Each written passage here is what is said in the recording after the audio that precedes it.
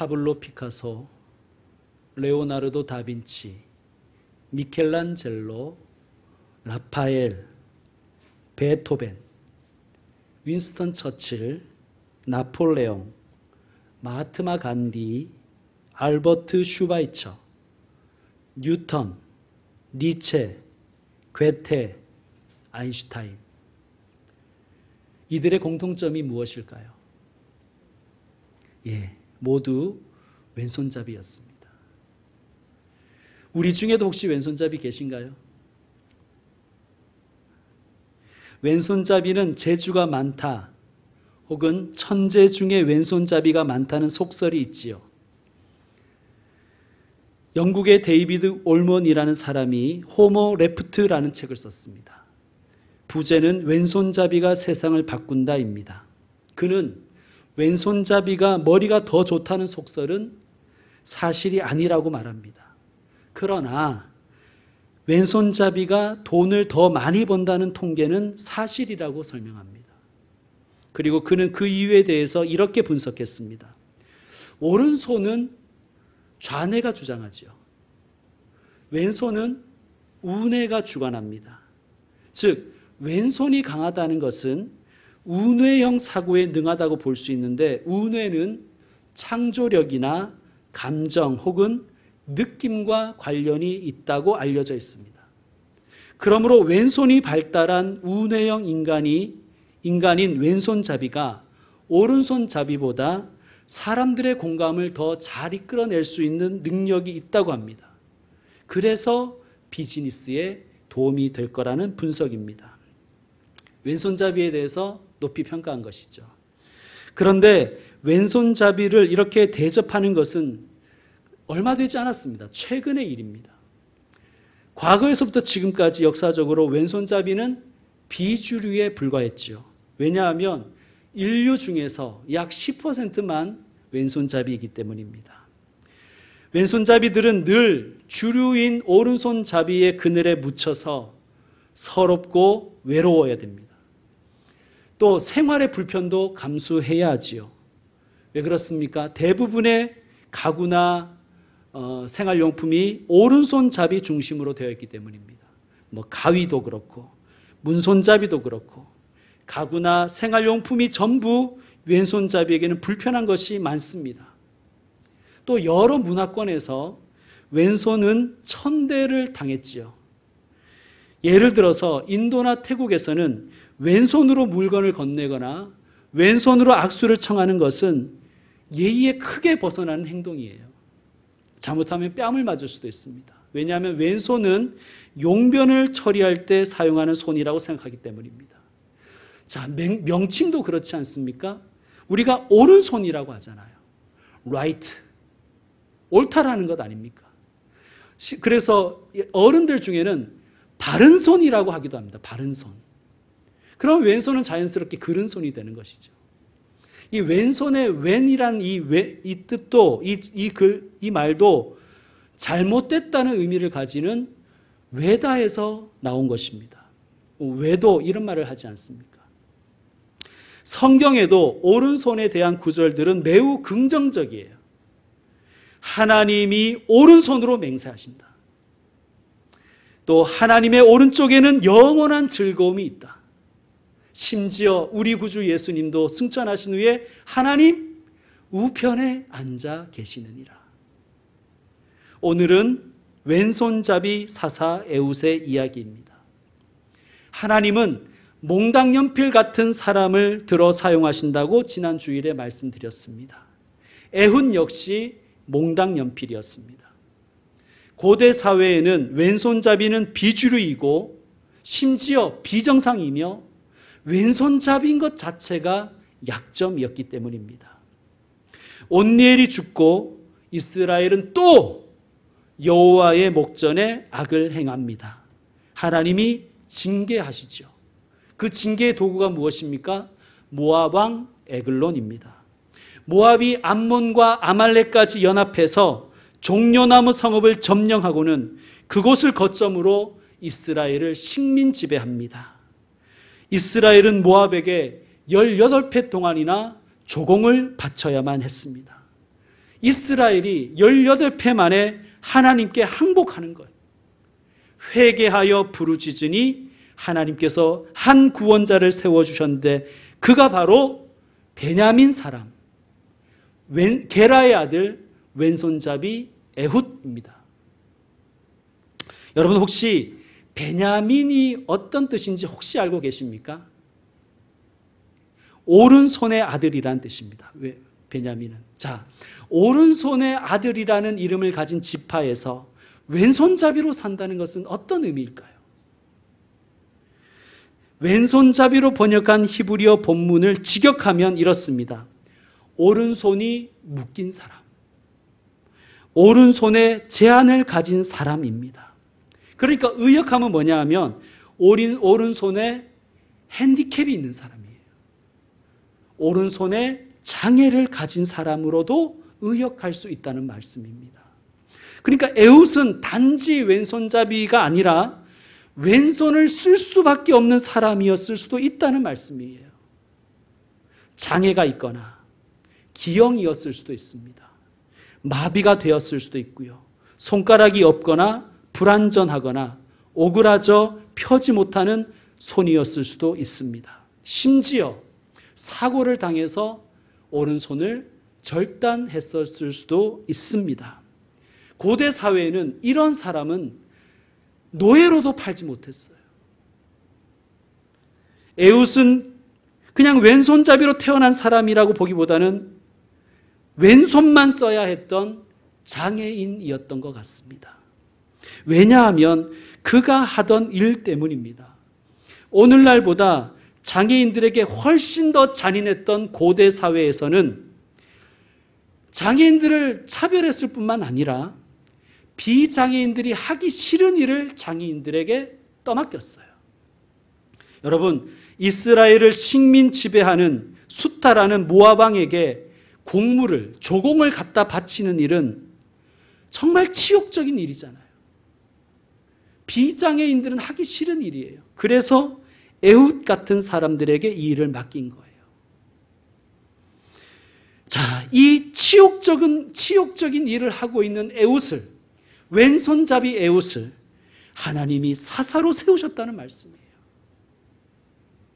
19절에 보시면 마치 위화도 회군하는 것처럼 에훗이 길을 돌립니다. 곡물을 바치고 돌아오는 길에 길갈에서 에훗은 다른 일행들은 다 먼저 보내고 홀로 모압왕 에글론에게로 돌아갑니다. 여러분 혹시 길갈 기억하십니까?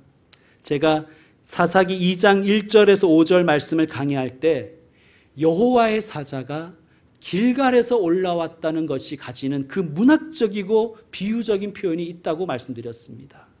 길갈은 이스라엘이 하나님이 가르신 그 요단강을 건너서 처음으로 가나안 땅을 밟은 땅이에요. 길갈. 그들은 하나님의 은혜에 너무 감사해서 요단강에서 12도를 취해서 길갈에 기념비를 세웠습니다. 또 길갈에서 할례를 행했어요. 여러분, 할례가 어떤 의미라고 말씀드렸습니까? 나는 더 이상 아담의 자손이 아니라 나는 아브라함의 자손, 믿음의 자손으로 살겠다라는 신앙의 고백인 거예요. 그리고 길갈에서 처음으로, 가나안 땅에서 처음으로 유월절을 지켰습니다. 여러분, 유월절은 해방절이죠. 그러므로 유월절을 지킨다는 것은 우리는 더 이상 노예가 아니다. 우리는 자유인이다. 우리는 자유인으로서 이 땅에 하나님의 나라를 세우겠다라는 결단의, 헌신의 결단이 있는 곳이 길갈이었어요. 그 길갈에 에훗이 서 있는 거예요. 조공 바치고 돌아오다가 그 길갈에 에훗이 선 거예요. 19절에 보면 에훗이 길갈 근처 돌 뜨는 곳에서 뭔가 각성하고 결단하고 모압 왕에게로 돌아갔음을 알 수 있습니다. 돌 뜨는 곳이라는 것은 채석장을 가리키지요. 그런데 그것은 직역적인 것이고요. 비유적으로 말씀드리면 돌로 우상 만드는 곳입니다. 돌부처 같은 거 만드는 곳이 돌 뜨는 곳이에요. 그래서 NIV 성경을 보시면 The Stone Images라고 되어 있어요. 그러니까 길갈 근처에 어떤 장소가 있는데 거기에 석상들이 쫙 전시되어 있는 거예요. 뭐 가격표도 붙어 있었겠죠. 200만 원, 100만 원, 할인 50%, 막 이런 식으로 붙어놨겠죠. 여러분, 하나님의 역사하심과 하나님의 은혜가 서린 길갈이 온갖 우상 팔아먹는 우상 전시장이 된 거예요. 이스라엘이 왜 이런 비참한 지경이 되었는지를 길갈이 보여주고 있는 거예요. 여러분, 지난 시간에 우리가 봤던 대로 10절을 보시면 온니엘에게 성령이 임하여 사사가 되었다는 말씀이 있습니다. 그런데 에훗의 이야기에서는 성령이 임했다는 기사가 없어요. 분명히 성령을 받았겠지요. 만약에 성령이 강력하게 임하셨다면 어디에서 그에게 임했을까요? 저는 바로 이 장소라고 생각합니다. 길갈 근처 돌 뜨는 곳에서, 돌로 우상 만들어 팔아먹는 그곳에서 에훗에게 성령께서 강력하게 임재하신 거예요. 여호와의 영이 임하자 에훗의 마음이 하나님의 마음과 통하는 거예요. 하나님의 마음이 얼마나 슬프신지 에훗이 의분이 솟아납니다. 하나님, 우리가 어쩌다가 이 지경이 되었습니까? 하나님의 말씀 다 버리고 하나님의 약속 잊어버리고 우상 만들어 팔아먹는 신세가 되어버렸습니다. 주여, 이스라엘을 용서하시고 불쌍히 여기소서. 성령 받은 사람은 하나님의 마음을 알게 됩니다. 그 길간에서 에훗이 결단하는 것이죠. 다른 사람 다 보내고 에훗은 혈혈단신 다시 에글론에게 갑니다. 아마 그는 비장한 마음으로 갔을 거예요. 자, 모압 에글론이 에훗을 맞이하지요. 그리고 이상하게도 단독 명담을 허락해 줍니다. 좀 이상하긴 합니다. 이렇게 쉽게 왕과 단독 면담할 수 있을까? 자, 에훗이 이렇게 얘기했습니다. 은밀한 일을 왕에게 아뢰려 하나이다. 윌콕이라는 신학자는 모압 에글론이 장애를 가진 에훗을 위험하게 여기지 않았을 거라고 설명합니다. 아마도 왼손잡이 에훗, 오른손에 장애가 있는 에훗을 우습게 여기고 얕잡아 보았을 것입니다. 이 비루한 놈이 어디 쓸모 있는 정보 하나 물고 왔나 보다, 그렇게 생각하고 에훗을 들어오게 합니다. 20절에 보면 에글론은 서늘한 다락방에 앉아 있었습니다. 다락방에는, 저도 이쪽 지방을 가보니까 다락방은 시원해요. 지상에서 떠 있고 그늘만 지어 있으면 이 지역은 시원합니다. 그래서 주로 왕궁에서도 서늘한 다락방에 집무실과 화장실이 있었습니다. 자, 에훗이 이렇게 말합니다. 내가 너에게 하나님의 명령을 가지고 왔다. 뭔가 이상하잖아요, 그죠? 에글론이 눈치가 빠른 사람이에요. 낌새를 차리고는 벌떡 일어납니다. 바로 그때 에훗이 왼손으로 그의 오른쪽 허벅지에서 칼을 빼어서 에글론의 몸을 찌릅니다. 그러자 칼이 관통하여 끝이 등 뒤까지 나갔다고 되어 있습니다. 그 끝이 등 뒤까지 나갔고, 이 부분도 조금 좀 애매한 거예요. 여러분, 칼로 사람을 찔러서 몸을 관통시키는 것은 이게 쉬운 일이 아니래요. 우리도 고기를 좀 썰어보면 알잖아요. 게다가 에글론은 말씀에 나온 대로 비둔한 자였다고 되어 있습니다. 그냥 비둔한 정도가 아니라 매우 비둔한 자였어요. 그래서 어떤 성경은 이 부분을 이렇게 번역했습니다. 이렇게 뭐라고 번역했냐 하면, 에훗이 찌르자 에글론이 똥을 쌌다. 그렇게 번역되어 있습니다. 왜냐하면 히브리 성경에서 이 부분이 이렇게 되어 있기 때문이에요. 그것이 뒤에서 나왔고. 그것이 뭘까 하는 거예요. 그것이 칼로도 볼 수 있지만 똥으로도 볼 수 있지 않느냐는 거예요. 왼손잡이 에훗이 칼로 에글론을 찌르자 그 비둔했던 에글론이 똥을 싸고 죽었다는 거예요. 저는 이것이 더 합리적인 추론일 수 있다고 봅니다. 왜냐하면 24절을 보면 에훗이 떠난 후에 왕의 신하들이 들어왔지요. 그런데 다락문이 잠겨 있어요. 자, 정상적인 신하들이라면 왕이 어떤 형편인지를 살펴보는 게 맞잖아요. 그죠? 그런데 이들이 뭐라 그래요? 왕이 서늘한 방에서 그의 발을 가리우신다 하고 오래 기다립니다. 발을 가린다는 것은 똥을 싼다는 뜻의 그 완곡한 표현이에요. 용변을 본다. 왜냐하면 볼일 보려고 바지 내리면 발이 가리워지잖아요. 그러니까 왕이 용변을 본다는 것을 왕이 발을 가리우신다라고 완곡하게 표현하는 거예요.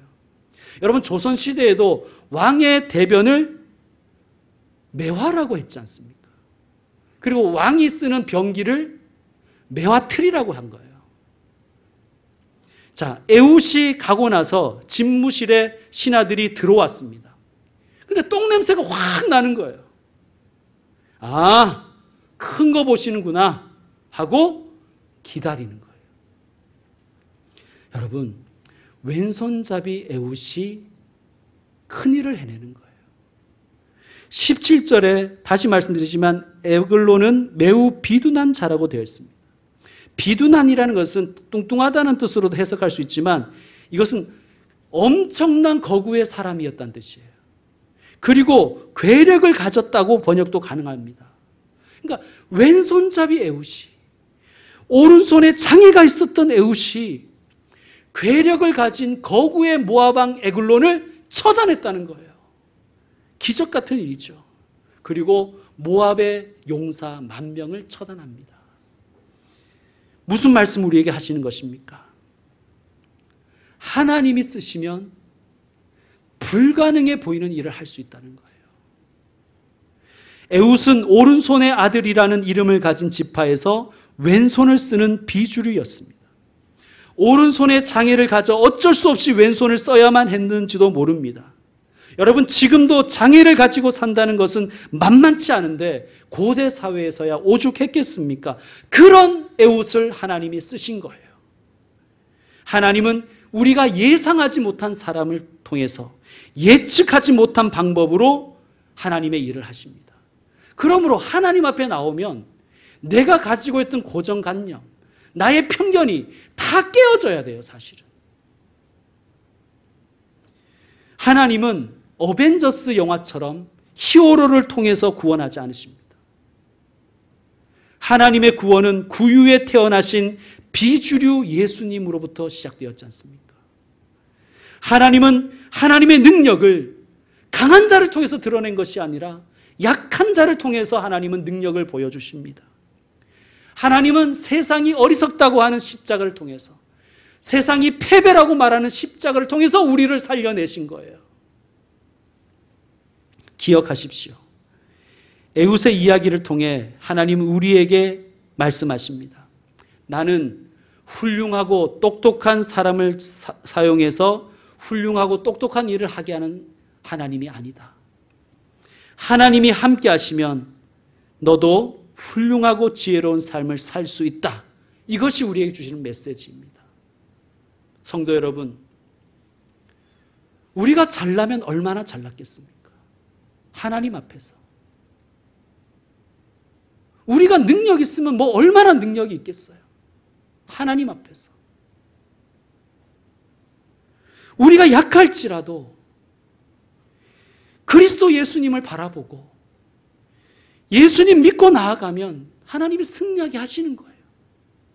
근데 알량한 꼴랑 내 능력 믿고 교만하게 하나님 앞에 살아가면 망하는 거예요. 교만은 패망의 선봉이지 않습니까?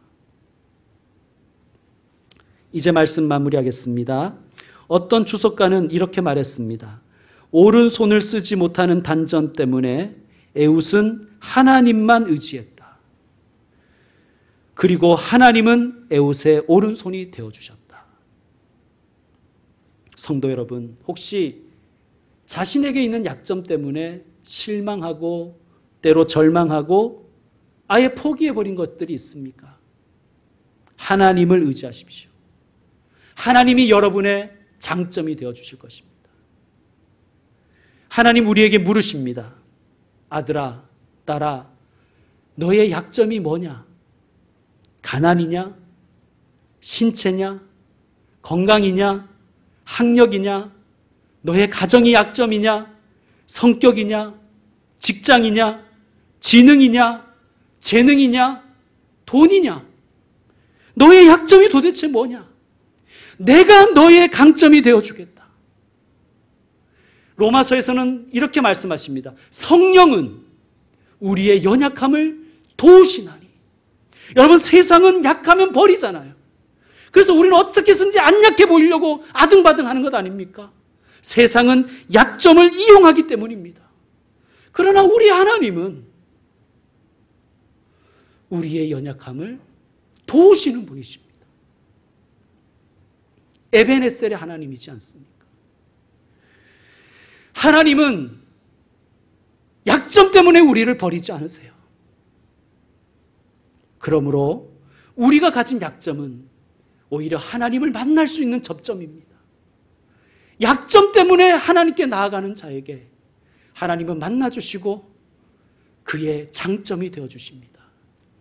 신학자 라인홀드 리버의 기도문이 있습니다. 그는 이렇게 기도했습니다.